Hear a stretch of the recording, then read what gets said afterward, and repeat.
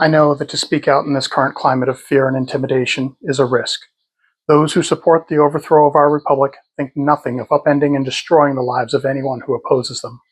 However, to do otherwise would be to betray the very men and women whose lives inspire my stories.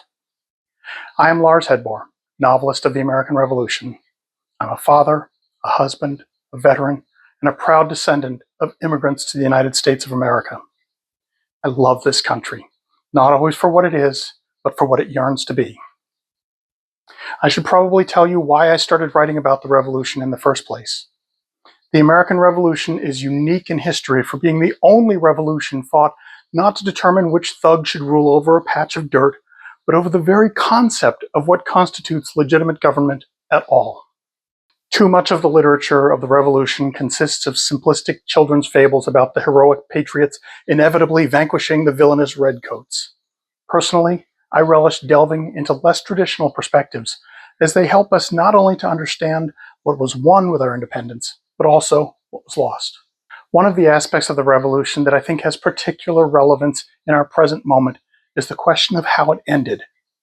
After the peace treaty was signed, after the United States was recognized as an independent nation, how did those who had bitterly contested that question here find a way to live with one another? I set out to write my 18th book, The Bridge, to explore these questions in the days just before the 2024 presidential election. After the election, I seriously doubted the relevance of the story and even considered abandoning it. But the characters wanted their stories told, and I persevered.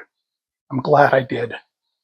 While I do not inject my modern political opinions into my books, following the threads of what my characters had to do in the 18th century suggested some possibilities that may apply in the present day.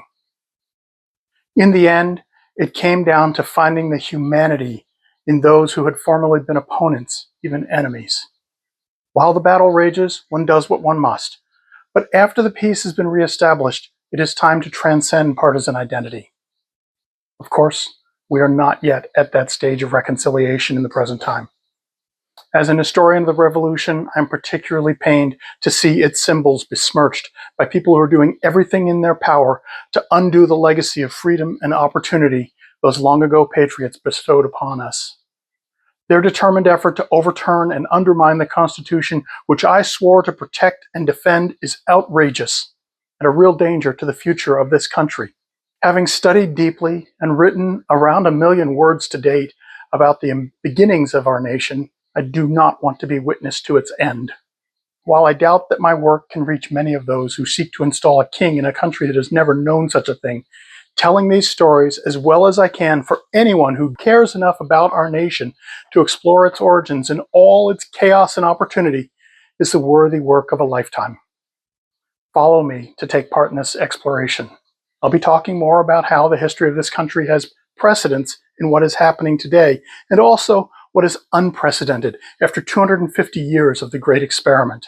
If you want to catch up with what I have been writing already, visit larsdhhedborg.com. Thank you.